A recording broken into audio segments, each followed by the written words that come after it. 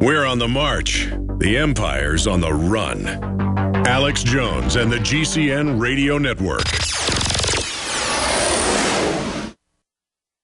Hi, folks. Alex Jones here with some important information. I want to tell you about Matt Redhawk and his team of patriots over at My Patriot Supply. Several years ago, Matt was sitting in his two-bedroom apartment, frustrated with the direction this country was headed and the charlatans willing to sell us out for a quick buck. Deciding to take action, a company run by patriots for patriots was born. My Patriot Supply has never taken a loan or accepted outside funding. They now operate 2 distribution facilities and employ over 50 hardworking American men and women. It is rare to find companies who practice what they preach. And that's why I stock my pantry with high-quality storable foods from My Patriot Supply. Go to mypatriotsupply.com/Alex today for special offers on emergency food storage, or call their preparedness specialist at 866-229-0927. That's 866-229-0927. Do business with someone who shares your values. mypatriotsupply.com/Alex.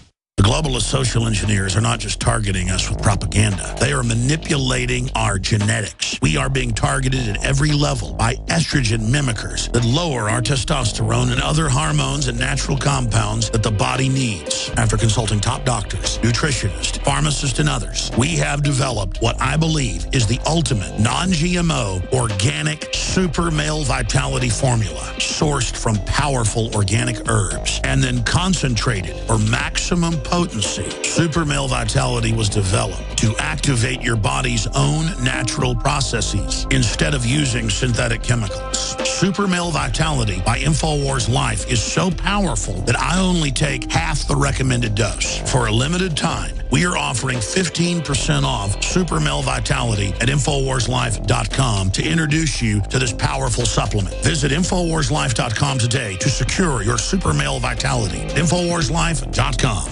My friends, Alex Jones here to tell you about some of the most important information concerning you and your family's health. Radiation levels have more than doubled in the last 60 years in the Northern Hemisphere from all of the nuclear testing and radiological accidents. Radioactive contamination is now in most of the food supply. There's only 2 ways to avoid this. Move south of the equator or properly protect your thyroid with Nascent Iodine. Looking to protect my family, I've done deep research. Nascent Iodine is the purest, cleanest, absolute best form of iodine to protect yourself and your family. It's made right here in the USA, completely non-GMO. I searched out the best quality and now have developed a double-strength form of Nascent Iodine, exclusively available at InfoWarsLife.com. Nascent Iodine is on record as one of the only safe ways to detox from fluoride poisoning. Survival Shield Nascent Iodine. Secure your super high-quality Nascent Iodine today at InfoWarsLife.com. That's InfoWarsLife.com.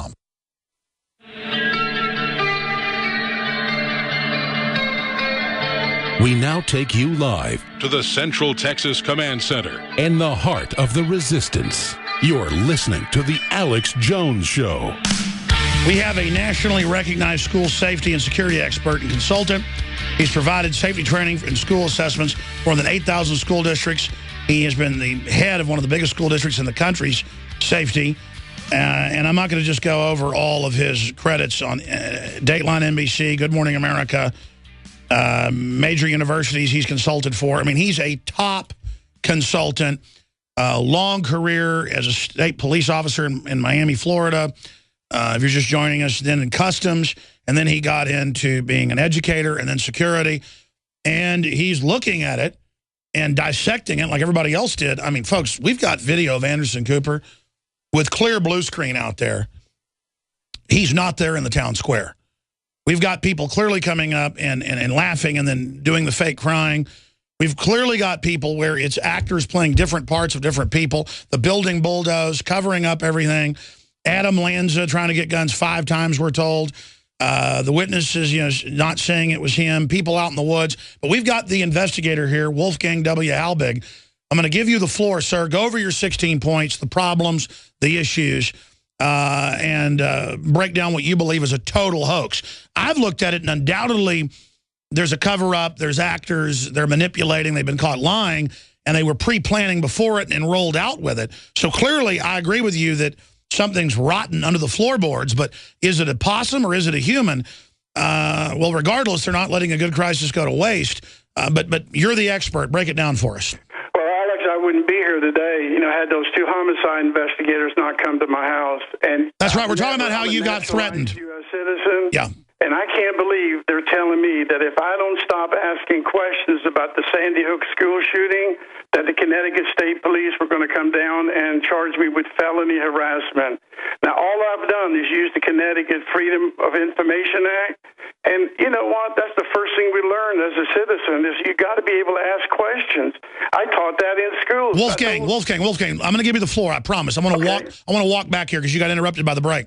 Start over because explain, the date it happened, what went on, and bad things are going to happen to you if you don't stop investigating this.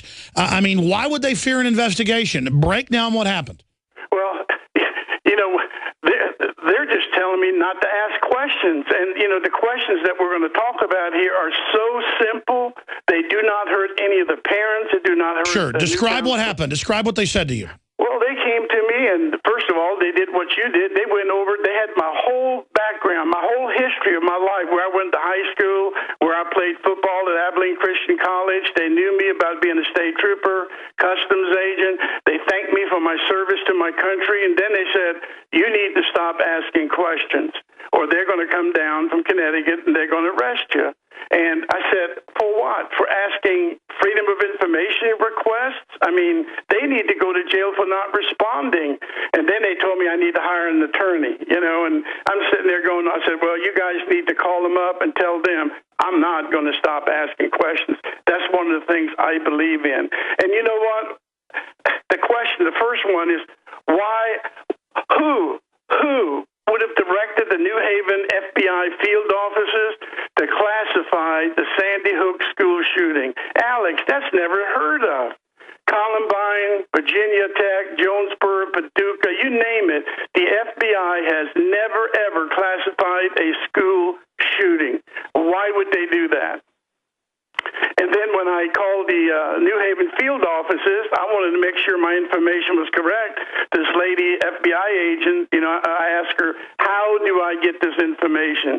She says, you're never going to see it in your lifetime. It's been classified, and the public will not see it. And I think everybody who's listening to your show today ought to pick up the phone, call their congressman, their U.S. senator, and demand, and I mean demand, a copy of that report.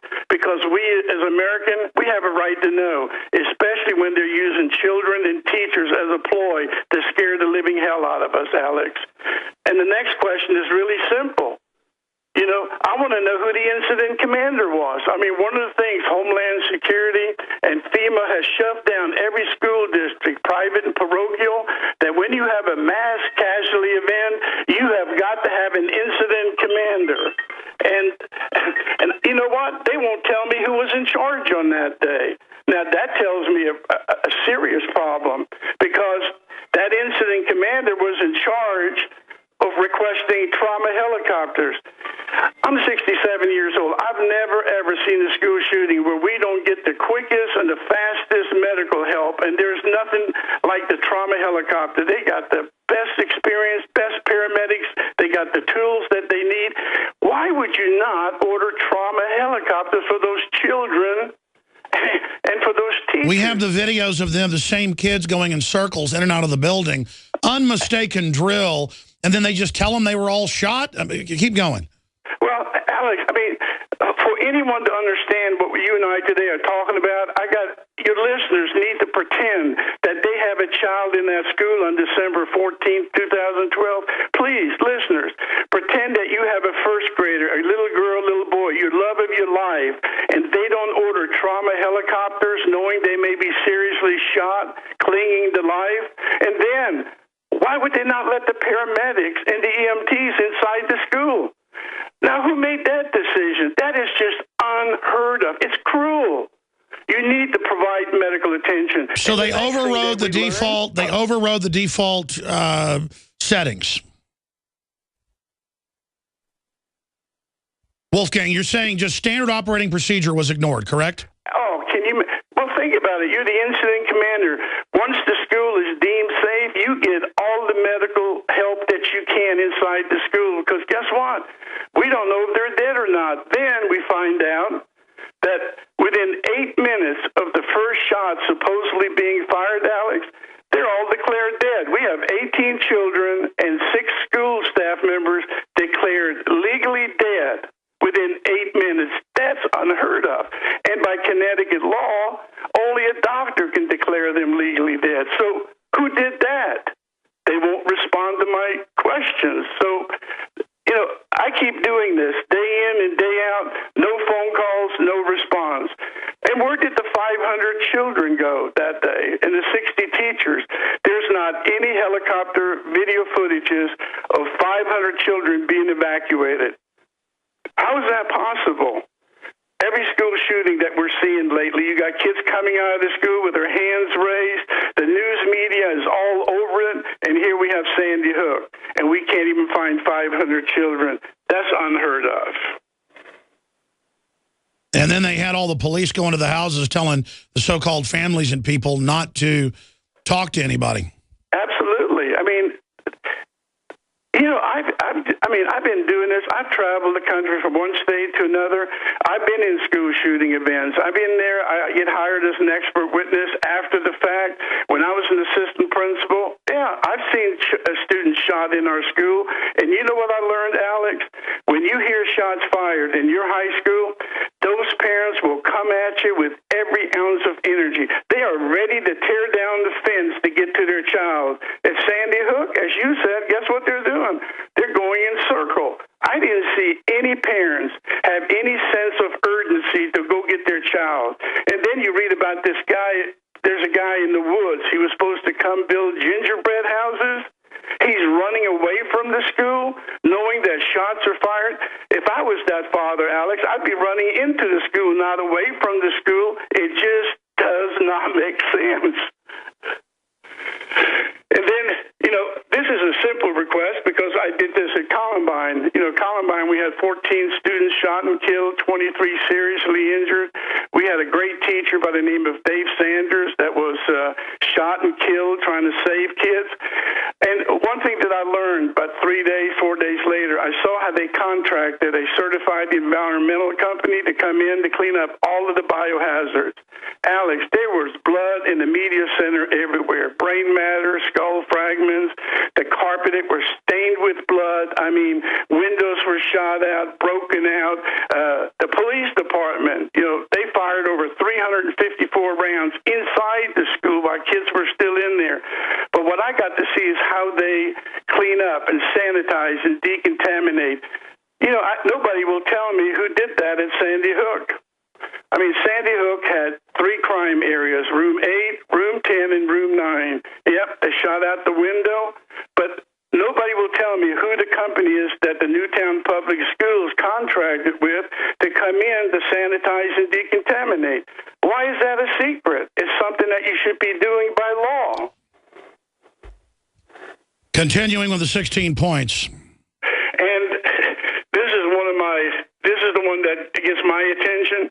Newtown Police has a lieutenant, and he's working in off-duty detail at a construction site less than 2 miles from the Sandy Hook elementary school when they hear shots fired. Now, you would assume somebody who's in management, law enforcement management, would automatically break away from his duty and respond to the school. Alex, that man stays at his off-duty job for over 4 hours, and then he responds. But what people don't know, I read the police report, there was another female officer, and she left the duty site to go to the shooting. Now, why would he not go? I mean, there are just so many questions, and I think they're coming at me, not just one time, because they send another 2 police officers, a couple of weeks later. They want me to stop asking these questions. Why? We're going to find out when we go up to Newtown. But why would a lieutenant not leave his duty? Another one is that, the environmental. Newtown Public Schools, the Sandy Hook Elementary School, Alex, had the highest level of lead paint